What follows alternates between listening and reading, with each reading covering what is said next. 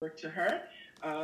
She is actively involved in spiritual, emotional, economic empowerment, a compelling empowerment speaker, television, radio personality, and author. Mrs. Simpson traveled throughout the United States teaching in a practical and easy to understand manner.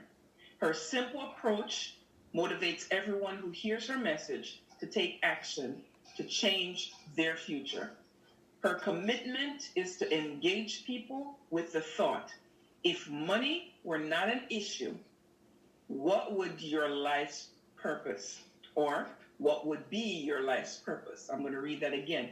If money were not an issue, what would be your life's purpose? And if you're on here, I put in your chat, somebody write this in the chat. If money were not an issue, what would be your life's purpose? Did somebody capture that for me? Because we want to keep that at the forefront of our mind. We want to focus on that. If money were not an issue, what would be your life's purpose? And that's a great question to segue into as we introduce to you Reverend Dr. Nicole Simpson. Let's give her an upward bound welcome, everyone. Thank you, thank you, thank you. Awesome, awesome, awesome. Thank you so much for having me on this afternoon. I just want to commend you to be here on a Saturday afternoon, on a beautiful day after the year that we have gone through. I simply want to say thank you for your time. Today, I want to talk about keeping hope alive. For those of you that know, Rainbow Push Coalition, this is just a phenomenal subject title. Since my introduction has already been read, this is just a little bit about me. And I'm going to address 2020, the year that has been in review, and how we have all survived and endured it. I don't know about you, but the beginning of 2020 for me, I just was planning my entire life. There was a whole new decade. Life was going to be phenomenal. I had all of these grandeur plans. My birthday is in January. I'm in New Orleans, living my best life with my best friend. Come back, celebrate my doctoral graduation celebration from becoming Dr. Nicole B. Simpson. I was having a wonderful life, living life like it's golden. And then March 2020 happened. And that is the month that COVID-19 literally changed the world. And I'm curious, it's for you to respond. What were you doing? What was going on in your minds? How did you envision that particular year? Just think about it from your own selves, your own journeys, your own walks. In January and February, you were doing what you do in school, having fun with your friends, complaining about waking up in the morning in the cold weather, appreciating the fact that spring was coming, and so it made it a little easier to get up in the morning. Some was TikToking and, getting their Instagram numbers up. Others were living, singing Savage, classy, bougie, ratchet. People were planning and plotting, scheming, and determining what it is that they were going to do during the summertime. If you were a senior, or you were a senior last year, or a freshman coming in was still trying to define their mark. A senior going out was trying to leave their mark. And if we really want to tell the truth, we could have never imagined that our lives would change the way that it did. And so then these questions came, because you began to hear, we're shutting America down. We're shutting the whole world down. You began to hear this, and then all of a sudden, you got this notification, we're not doing school anymore. We're not going into the class, and so life as you knew it was just instantly altered, almost virtually overnight. So the questions came. What was COVID-19? What do you mean? What do you mean we can't go to school? What is exactly going on? And for those of you that were juniors at the time, who's going to help me with my SATs? Who's going to make sure that we get our junior prom? It's the precursor to our senior prom. Who's going to help us? And when does this kick in? I got to make sure that I have everybody's number that I need. Need to make sure that I can connect with the people that I want to connect with. When is this going to kick in? When can we go out? When are we going to get some answers? And when will this be over? We started asking, when will this be over, before it really literally began. And over the days that began to turn into weeks, we started asking that question, how much longer? I don't know if you have a large family or if you're by yourself in the house. You get sick of your family sometimes. How much longer, especially in high school, if you got a younger sibling who is just as much energized as you are, and they want to burn off their energy by helping you or asking you to work with them, talk with them, do whatever it is that needs to be done with them. Some began at this point to ask, why is this happening? Why did the whole country get sat down? For those that may have some religious ideology, you may find that fits in right there. Why is this going on? And then where do we go from here? Because now life as you know it is not going to be the same. Now you're adjusting to doing school on a screen. And now you're not able to touch even the people that might even be in your own household. Now you're not able to see grandma and grandpa and cousins and, the individuals that help you to navigate through the day in and day out. The reality is this, that when the pandemic began to set in, we began to realize that life as we knew it was not going to be the same. It was going to be seriously altered. And we weren't really ready for this. In the very beginning, almost instantaneously, by the time we hit April and May, we recognized that there were food shortages. There was you being stuck in the house and you're getting tired of looking on this. So can I pause for a moment and just say thank you? Because if I had to do school 5 days out of the week and then come voluntarily on a Saturday, there's some resilience and some tenacity in you that I want to commend and say thank you. It shows a level of grit that you have, a level of perseverance that lets me know you are all going to be all right. But connection and engagement with our friends, that's a real thing, and that was a real loss because it helps us to be socially interactive. And school is not just about the books, math, science, English, and history. It is also about developing social skills and, growing and learning and processing with friends and families, conflict resolutions, besties this week and having issues next week and becoming besties again. And so we found ourselves in a place where cabin fever may have kicked in. What exactly is cabin fever? It's referring to the distressing, claustrophobic irritability or restlessness that is experienced when a person or a group is stuck in an isolated location or confined quarters for an extended time. And you might be stir crazy. Anybody feel like they're going crazy just being in the house? And now we're at like April and May and the sun is out. You just want to take a walk outside and you're sick of people telling you not yet. And now we've got these masks. And I don't know if any of you brothers or sisters or ladies and gentlemen have figured it out. For someone that loves to be outdoors with the sunshine, I realize that masks and glasses, shades, all different types and styles, they don't go together well. And so when I want to go outside, you find that you can be the essence of who it is that you are. How many of us are going stir crazy? By a show of hands, put some love up. I'm going crazy. I've been, confined to this space. I love my family, but they're getting on my nerves. I am going crazy. Can we add an additional complication?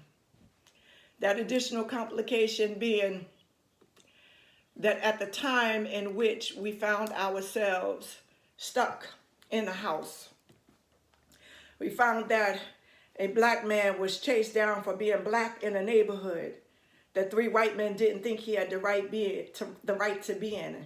That would be Ahmaud Arbery. Then we had a black woman sleeping in her bed early in the morning, and the police entered into her apartment with the attempt to serve a no-knock warrant. And then the world saw George Floyd, who had a police officer keep his knee on Floyd's neck, draining the very life out of his body while he cried, "I can't breathe," and "Mama." All of this in 2020. All of this while we're trying to just be young and live our very best life. 2020 was indeed rough. But in the midst of all of that calamity, all of that stress, all of that anxiety that we found ourselves enduring, some wonderful things began to peek out in the midst of this storm. The midst of the storm that everyone was going through. Because not just America had been set down. The entire world was reflecting on a larger scope. The first thing that happened that I'm not sure many of us even paid attention to is that the earth itself was cleaning herself up.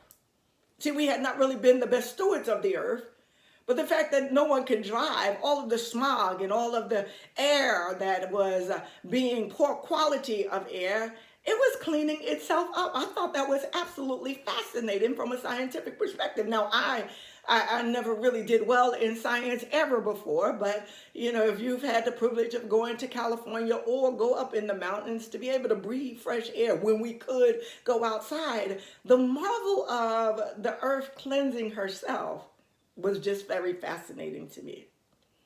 The next thing that was so phenomenal was that we found out about club quarantine. So just in case you thought life was over for somebody when they get older, because when we're teenagers and young adults, we think 40 and 50 and 55 is old, and that's so terrible to hear because you're going to get there one day. But then DJ Nice gives a 9-hour party that even the First Lady of the United States of America comes in. All of your favorite artists coming together while we're rocking to music for 9 whole hours, millions of people coming together through the joy of music. We all know that this is one thing that unites us, and we just had a blast. Wherever it is that you were dancing, you were getting off and on social media when your jam, your song came on. So these things started changing, and we started to see the bright spots in what had appeared to be a gloomy darkness. That party was litty. The second sign of hope is one that you are directly responsible for. The second sign of hope was that you decided to fight against injustice in a way that perhaps we've not had to fight since the baby boomers during the civil rights movement, and you stepped up to the challenge. So when I look at having hope, it means to me having the faith to believe that what I cannot see transpire is going to happen if I continue to work on it and I continue to do. That in spite of what's going on, I have optimism that it is going to be all right. Hope doesn't stop there. It means that this is indeed a painful moment that we're going through as a country, as a community, as a student body, but also as a family. Because now, while the death toll is arising, we're starting to really see the gravity of it all. When the numbers continue to go up, we're starting to see this thing really can kill. So how do you persevere through the pain? Hope gives you the strength, the energy to be able to say, it's going to be all right. If I could just hold on for a little while longer, if I can persevere, I'm persevering through the pain of the moment, of the experience of 2020. But that hope will never let you think that everything won't work out in the end. Hope says everything will work out in the end. And some of us have got to be honest with ourselves and say, I don't know how, I don't know when, I don't know what's going to happen, but I just believe we're going to get through this. Keep hope alive. See, when Reverend Jesse Jackson said it, he didn't even realize how powerful a statement that was, even though it originated decades ago. When he said it, keep hope alive.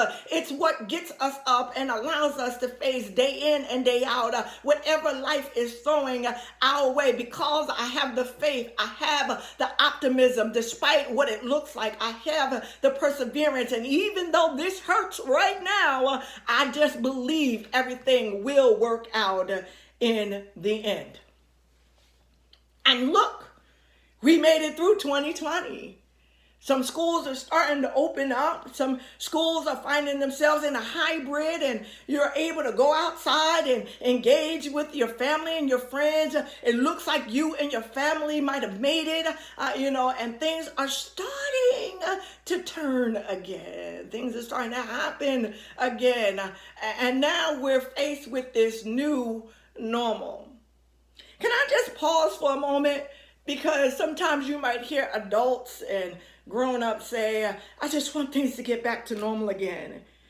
Can I be the contrarian in that thought and say, well, apparently the normal of yesterday was not good enough and I need something new, and I need for you to be the driver of that new normal, that whatever it's going to look like, I need you to be at the forefront of all of the change and the transition that must take place, because the old normal did not work for you. And especially if you are a black or a brown individual, the old normal was not conducive to your lifestyle. They did not give you the opportunity to advance on equal playing field. And it's young people that have put themselves in a position that says, y'all adults have messed some things up. You need to pay attention and heed our advice and guidance. It's young people that have been able to create business ideas, witty inventions, and figure out ways in order to make sure that their voices are heard. I'm mindful of the fact that there was this one situation that happened in Tulsa, Oklahoma during the summertime, during the election of 2020, and it was young people with their creativity and their technological savviness that went in and just disrupted the agenda of individuals that may not have had those young people's best interests at heart. That was you.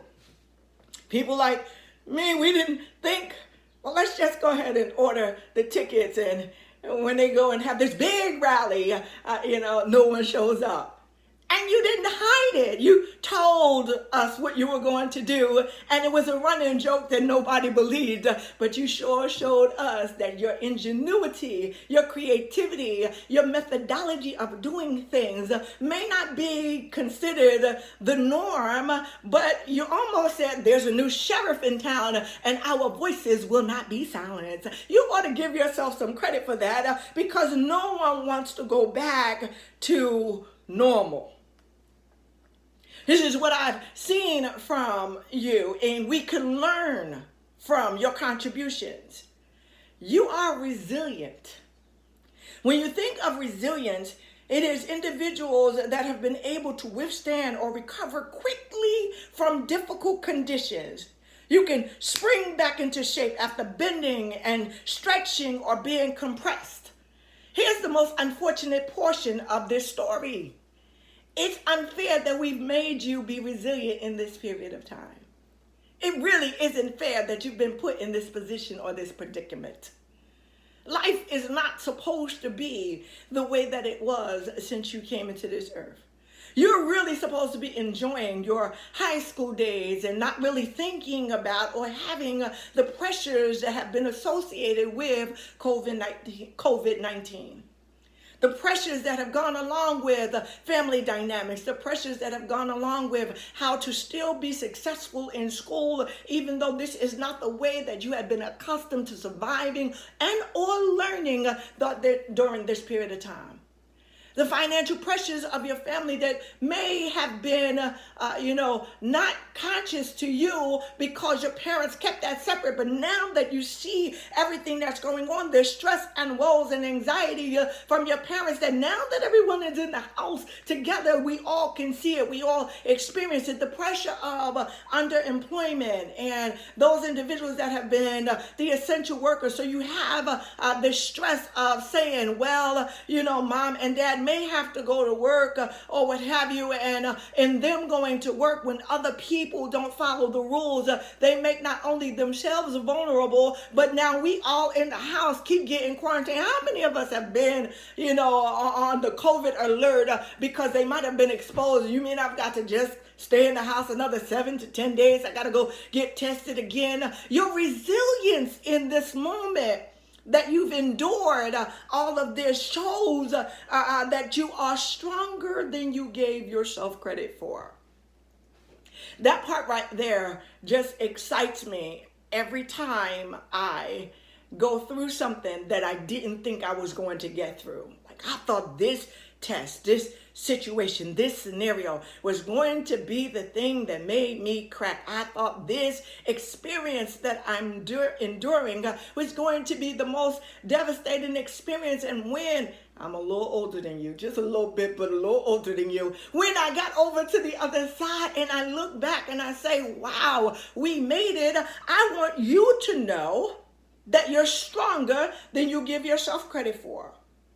Whatever might have been thrown your way in this last year and even up until this point now, you're stronger than you give yourself credit for. The fact that you have to do your curriculum and your class studies online and not in person, for those individuals that need that visual, that need the engagement, that need their teacher to be moving or call them out every once in a while, pay attention, write these notes down. You're stronger than you give yourself credit for, and you all ought to pat yourselves on the back. I'm going to literally just pat ourselves. We did this thing. We got through this, and we're still striving and thriving, and we're going to get to the place where it is that we desire and purpose to be. Here's the other thing that's in hope in this new normal, what we have to recognize and understand is that you have been given, and you still have the space, the time, and the opportunity to shape your life narrative. Now that is exciting. So there's a period of time where I talk about mistaken identity, where other people have put labels on individuals that really don't fit well, right? And it might happen in your family dynamics. Unfortunately, the ones that we love the most sometimes, are not always the nicest with their words. It might happen in school when individuals, will call you out of your identity, who it is that you are, and it sticks. And you're wondering, how did this stick about me? And if you were in the 8th grade at a particular school, they do it for sometimes in some institutions. They do it for seniors in high school as well, where you put, you use blank pieces of paper and you ask each person to describe what it is that comes to mind when they think about you. What is it that you put out into the atmosphere? What is it that you put out into the universe? I love it when they do it in the 8th grade as opposed to doing it as a senior in high school, if they're going to do it. I'm not sure if it's the most fruitful of a lesson. However, it has its benefits. How people define you is oftentimes predicated upon what you've shown them about yourself. And so, just giving you my own life experience for a moment, everyone in the 8th grade had some level of saying, she has a big mouth. Now, she was a baller too, but everybody talked about me having a big mouth. And so that was not a mistaken identity for me. It was actually one that I embraced. And so I had the space, the opportunity, and the time to position myself that if you thought that was something, you ain't seen nothing yet. So when I went into the 9th grade, I just leveled up. I just moguled up. You have the space, the creativity, the opportunity to do that for yourself. If there was something that you didn't like about yourself, you have the opportunity to reimagine how you want to be seen, what it is that you want to project to the world, your level of contribution to the definition that others have placed on you, and the ability to dismiss that which does not fit you. This is where we can get excited about saying who I am. Let me show you who I am and what I can do. In this season of new normal, you don't have to take into your now anything from your past that was not acceptable to you. In this new normal, you have the space and the opportunity to be the driver of your own destiny. In this new normal, you're able to label yourself and really brand yourself how you desire to do it, and not allow someone else to define you. Because now I feel like I can get a sticker and be like, I survived COVID, what? If I can survive COVID, I can survive you too. Like, we have this chance to tell the world who it is that we are. To be honest with you, oftentimes when you're doing great things, know this now so that you would have been told it in advance, because I just believe that every individual here is committed to their destiny being what it is that you desire. So know this for yourselves, that what is going to happen when you do great things, when you do amazing things, when you have successes, and when you can put checks on the board of things that you've accomplished, there are always going to be haters and naysayers. Before I say what it is I'm going to say, let me also say this as a disclaimer. People don't hate on someone not doing anything. So you also need to recognize in your mind, if I'm not doing anything, the haters are in my head. Okay, so now that we got that clear, we want to understand that when I'm doing things, when I'm marking my pathway for greatness, what is going to transpire is that other individuals are going to admire what it is that I'm doing. They're going to look on the sidelines at what it is I'm going to doing, and they simply might hate on what it is that I'm doing. Here's the thing. It's my motto, it's my creed. It has served me well. I'm going to let you share it so you can have it for yourselves. If there are individuals hating on you, just simply tell them this.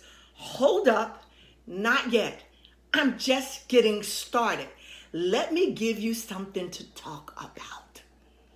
Because what you're going to do is keep striving. What you're going to do is keep pressing. What you're going to do is continue to be great. You've already shown that you're resilient. You already have the space, the time, the creativity, the ingenuity to do what it is that you have been created and crafted to do. And now you have the permission to chart the course of your destiny, because people are paying attention to who? They're paying attention to you. They're paying attention to our young people. They're paying attention to what is going on in your life. And the reason why is because you have done magnanimous things. In the midst of everything that has been going on, you have shown us that there are different ways of doing things. So if I can leave you with a few strategies of what I think is important and why you ought to have hope in the midst of this. America is opening back up again. She's going back to business, and trying to reestablish herself, this country as a whole. Some things that you need to do, because this has been emotionally challenging for all of us. You have to be conscious about where it is that you're standing. So first thing you got to do is be conscious of where it is that you're standing. To dismiss that this has been a trying year, to dismiss that the pressure was heavy, would be a disservice to who it is that you are and the experience that you've endured. And it may require you seeking out the opportunity to decompress. Now, how you decompress is completely up to you. But decompression oftentimes can be through your ability to converse with someone, share what you're going on, release the pressure in your life. For those of you that love to write, I'm a writer, I'm a journalist, I have a couple of books out there, or what have you. And even when I wasn't writing books, I was always writing, especially at the most trying times of my life. And the reason why is because in my writing about how I'm feeling in the moment, I was able to release pressure. And this was important, I didn't curse anybody out. Right? So sometimes someone get on your nerves, they say the wrong thing. I'm the type of person you clap, I clap them back. And so if I didn't want to cause any challenges, my writing was my way of coming down so that I can look at things more rationally. There are some of you that may appreciate the significance of journaling. There are others of us that may be on here today that love to work out. And so now, with your mask on, I tried it. It doesn't work for me. This is just not my cup of tea. I can't do this. But you might go down to the track and run it all out. Run out, burn off that energy, do what it is that you need to do. And exercise, meditate, yoga, bring it down or bring it all the way up by the energy of working out. Whatever it is, recognize that it is important for you to really deal with what is going on in the moment for you. It's okay. It's okay to not be okay in the moment. It is even okay for you to have a pity pat party, call some of your besties and be like, yeah, today is a rough day. You can go there, but you can't stay there. And to tell individuals to just keep pushing and plowing through, I think is unfair. It's not realistic. It puts too much pressure on individuals. I've got to decompress, and guess what? So do you. You've been asked to undergo some things that you should have never had to endure beforehand. But you do have to be responsible on how I'm going to determine my decompression methods. So while I may have given you a few, talk to somebody, exercise, work out, or do some level of journaling and meditate, do what is essential in order for you to do that. There's always someone willing to listen to you. I have seen, and I'm so excited, I have seen so many people blogging their truth. I've seen so many people TikToking their truth. I've seen so many people Instagramming their truth. I've seen so many businesses from young entrepreneurs that look like you, because while they were in this season of pandemic and we had nothing but space and time, they began to identify their skills and their gifts and the talents that they had. And they began to work on those skills, gifts, and talents and do what? They began to realize what is beneficial, that I can monetize anything. You learned how to earn money being on Instagram. Let me get my likes up to 10,000 so somebody can give me a check. Let me go ahead and be the YouTube influencer so somebody can pay me for my opinion. Oh, you want to see what I'm doing all day? Let me go ahead and take you into my world. You have been innovative in that regard during this season of pandemic, and so therein lies the hope. The strategy is, in order for you to recognize when I'm not okay, it's okay to identify I'm not okay. But the next thing that you must do is channel that energy elsewhere. Channel that energy elsewhere. Right? So once you've acknowledged it, once you've processed it, once you've dealt with the fact that I'm not okay, what can I do to make me be okay? And that is in correlation with the question that our very own Miss Denton told us to write down. If money were not an issue, what would you be doing in your life? What makes you happy? What makes you, feel productive and not even resilience, but productive and contributory to society at large? Where can I get lost for a couple of hours not thinking about anything? That right there is something to work on. That right there is where the hope is. I can dare say that right there is where you can monetize your lifestyle. You can really see yourself doing what you love. Let me pause for a moment here and just say, I love my life. That big mouth of mine, when I open it, I get paid. Woo! What a beautiful thing. Right? So tell me what you want me to talk about, and I will talk about it all day. I love my life. I am by vocation a certified financial planner because I love money too. I love making money. I love earning money. I love creating legacy. I love taking your gift, your talent, and showing you how to monetize it. I love my life. What I desire for other individuals is to determine, if money were not an issue, what would you be doing with your life?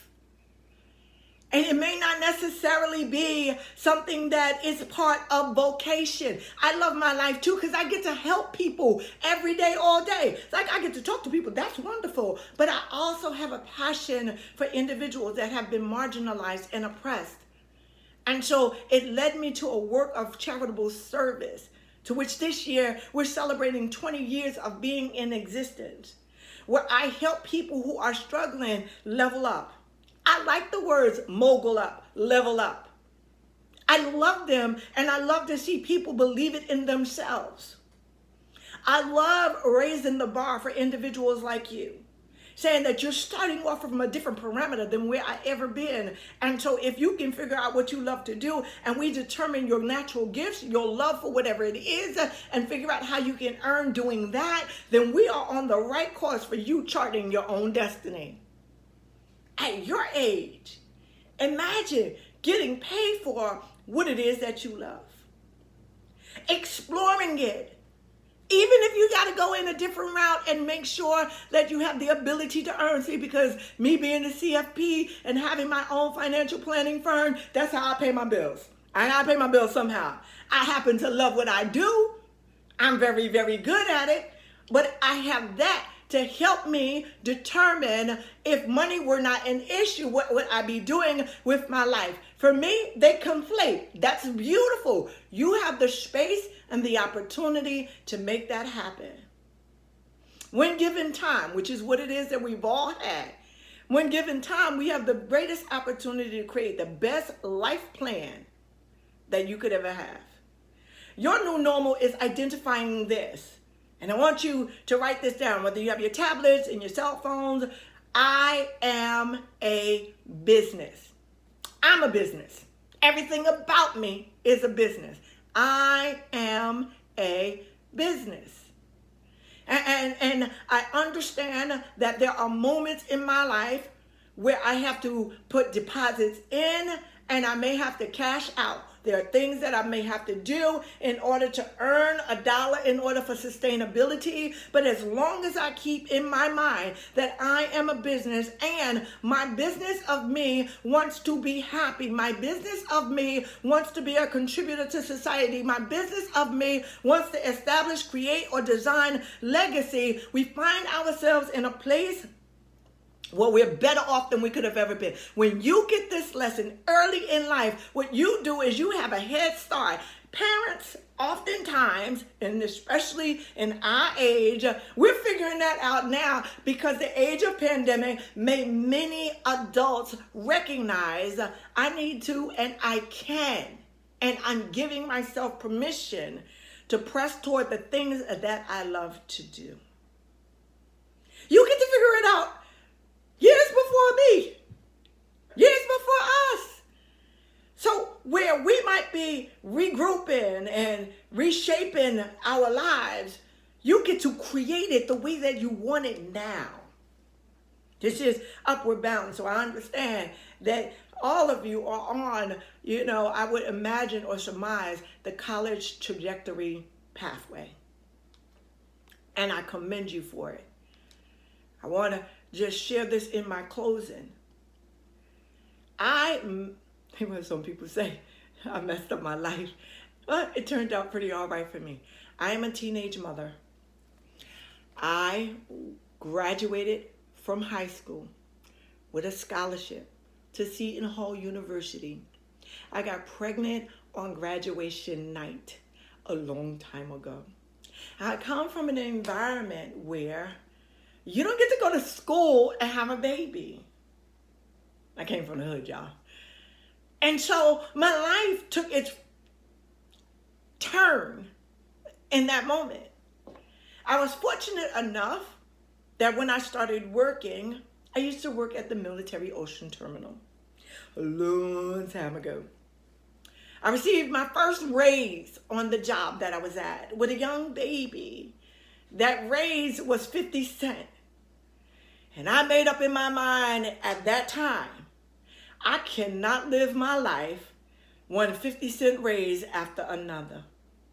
And that was the quest for me to dig in deep and determine what am I good at? because I needed to do something different with my life. I was fortunate enough that when I was in the 4th grade, my class, being in an advanced class, went down to the New York Stock Exchange. And I was astounded at billions of dollars all around me. And it stuck in my head. I was given an opportunity to go to school. And the job placement ratio was 93%. Now, I'm not a stupid chick by nature, so I was like, oh, okay, 93%. I know I'm not going to be the 7% that don't get placed on a job on Wall Street. I get there with a young child. And this is where opportunity comes along. And this is why you have to keep hope alive, regardless of the circumstances you find yourself in this moment. I loved what I was learning, but I was a mother and I didn't have financial resources. The owner of the school saw something about me. He said to me, you have the ability to do well in this industry. How much do you need to stay in school? A school that you're supposed to pay turns around and pays me to go to school so that they can place me and I can be their poster child. That doesn't happen to chicks in the projects with a kid on their side. But that's what happened to me. 30 years this year, I celebrated being in my industry, the securities industry. 20 years ago, I became one of a very few certified financial planners. At that time, less than 1% of African Americans were CFP practitioners. Today, 20 years later, only 1.7% is the representation in this industry. I say that to tell you that it was painful then, going through the journeys of life, and then getting to this point. I am duly compensated for what it is that I love to do. The sacrifice was I didn't have a college degree, but I stayed in my lane at the time. I made up in my mind that I needed to get my college degree before my children did. In 2000, while I was in school, I graduated with my bachelor's in 2013. I then continued on to school, graduated with my master's in 2016. And then I graduated with my doctorate in 2019. I share this to tell you that that 10-year period of time was my new normal. So that when I came into this new decade, I came into the decade Dr. Nicole B. Simpson. I didn't do it back then. I had the privilege of doing it now. And so when I tell you to keep hope alive, I'm not telling you what it is that I know. I'm telling you what it is that I have lived. Now, having said that, this is what I want you to hold on to. This is one of my favorite quotes by a woman trailblazer, Harriet Tubman. Every great dream begins with a dreamer. Always remember you have within you the strength, the patience, and the passion to reach for the stars and change the world. This is my expectation of you. Thank you.